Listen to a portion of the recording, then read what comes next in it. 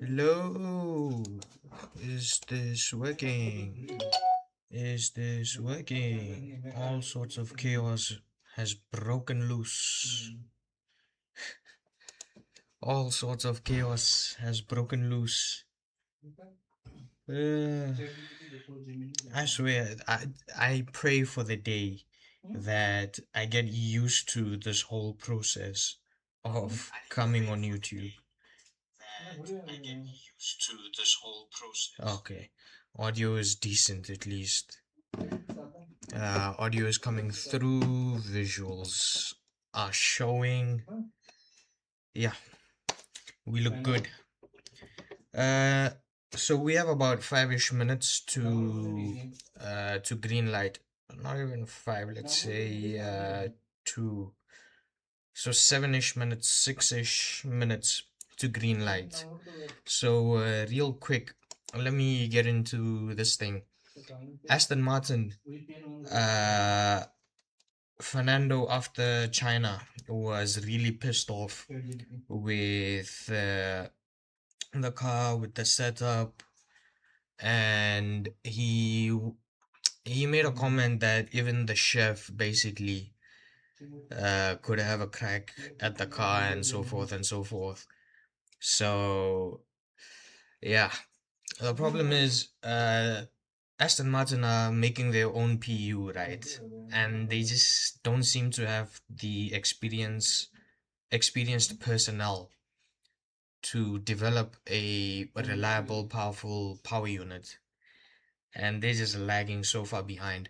They were down on battery parts into Australia, partly into China. Hopefully, because Honda is based out of Japan, hopefully they would have gotten some extra battery parts over here if that is still an issue.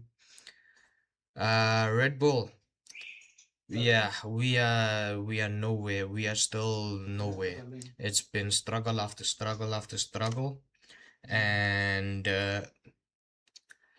Max is not happy with the car. Isaac is just hanging on to Max. He's about 2 tenths or 1.5 tenths behind Max. But Max is not happy with the setup. That the feel that he used to get with the car, the front end he used to get, he's not getting it. We heard a lot of front end complaints rather in FP3 today in the morning. And yeah, it's just all over the place. Red Bull. Max also had this whole controversy with the journalist uh, on press day, Thursday. So when all the drivers meet up for the FIA F1 press conference, or I think it was media day, I'm not exactly sure. One of the two.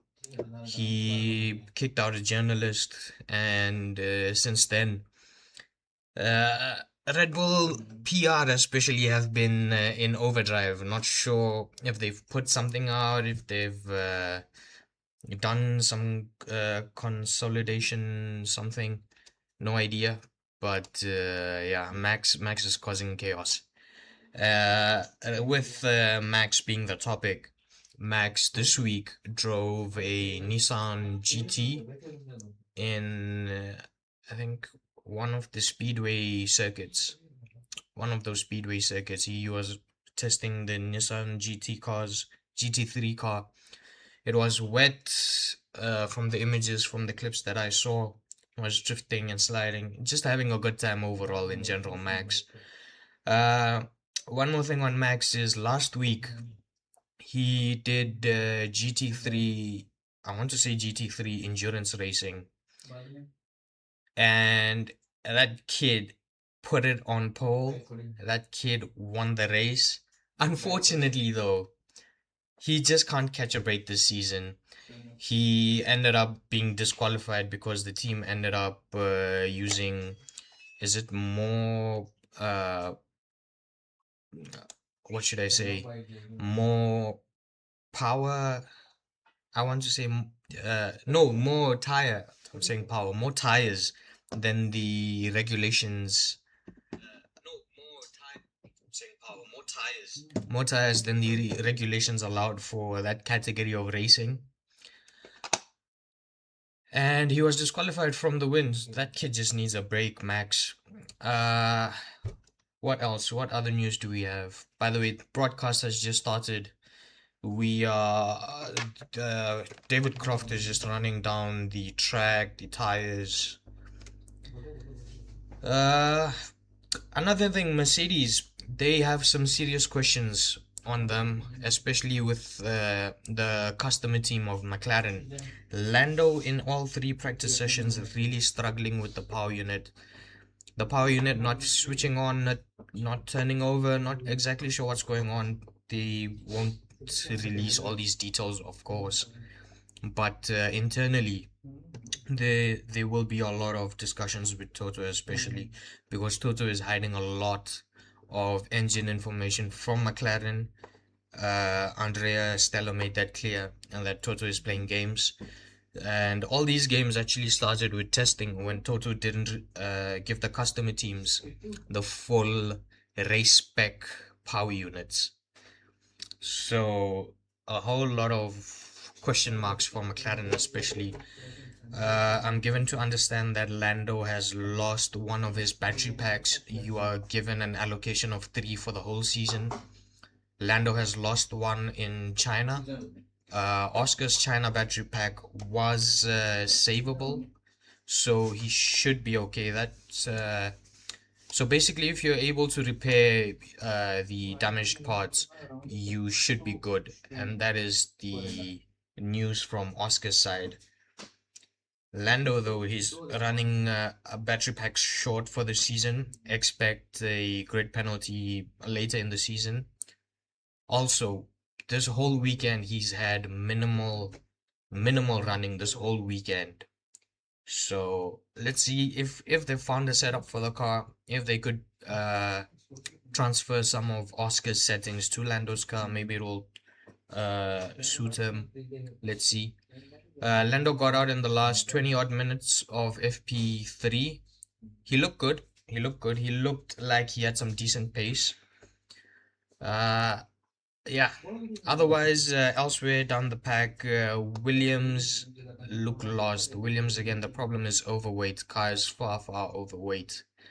With regards to a team like Audi, they look decent. Audi has, and which one is the other one for Liam? Audi has and Racing Bulls. These are your midfields. So these are the ones that are going to be fighting for the lower end of the points. P10, P9, P8, and maybe even P7. Because the problem is Red Bull have just fallen so far off that essentially if McLaren are able to run a race, McLaren, 2 Ferraris and 2 Mercedes, they will lock out the top 6. McLaren have that much pace in them, but Red Bull have just fallen off. Max, when he overdrives the car, when he pulls performance out the car because of his driving style, he's able to get some performance out the car, but otherwise it's a struggle. Green light is a go. Q1 is underway. Q1 is off. I expect both Astons, both Cadillacs. Who else do we think? Maybe a Williams. Yeah. So 5 cars I expect to go out. 2 Cadillacs, 2 Astons, and 1 maybe Williams. Let's see. Let's not forget this year on we have 11 teams, so in Q1 you will have 6 cars eliminated instead of 5. Same thing with Q2, you will have 6 cars eliminated, and then you will have 10 cars left for Q3, and that all remains the same. So qualifying is still the same, just that extra car being eliminated. in Q1 and 2. Now, what do Ferrari have? That is the question. We'll get to Ferrari. Let's just leave Ferrari for now because they'll get into Q3 quite easy. So we'll leave them for now. Let's right now focus on the slower teams. Racing Bulls. I think Liam is gonna get out. Arvind had some power unit issues, I want to say yesterday. So they had to reduce the running yesterday. But let's see. Let's see. Ferrari do this weekend. Ferrari did bring the 180 flipping wing, the one that does the whole 180. It is by FIA standards, it is legal, it is standard, and it matches all the regulation stipulated. I think Liam is opening up a lap. Should be. Let me just move some things a bit over. What's going on?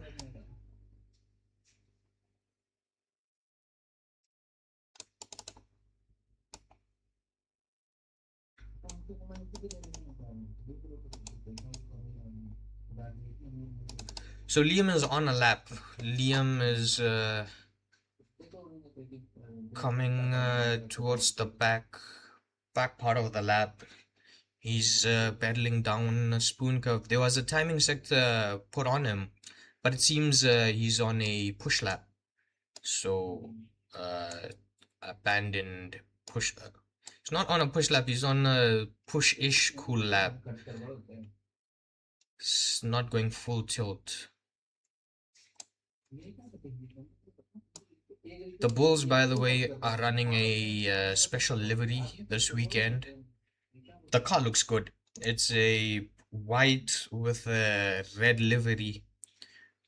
I don't know the exact tones of red, but the toners that they have added, the livery looks so good. Hash also running a special livery. A bunch of cars running some special liveries. Drivers, of course, playing around with helmet designs and everything. Japan is special in the sense that everyone appreciates motor racing for motor racing, not for anything else. The fans are crazy. They come up with all sorts of costumes and designs. And so do the cars, so do the teams. The teams also repay the passion of the fans by pulling out these special liveries and so forth. Red Bull coming out 3 is Max. Max has a number change this season. He's not running 33 anymore. I would have preferred the 33. No flying lapses yet. No quali lapses yet. Some drivers have set up fast laps, but they don't seem to be pushing yet. They seem to be doing a double, I wouldn't say cool lap, but a double prep lap would be better to say. So right now Ocon is at the top with 131.4. Another change, by the way, completely slipped out of my head.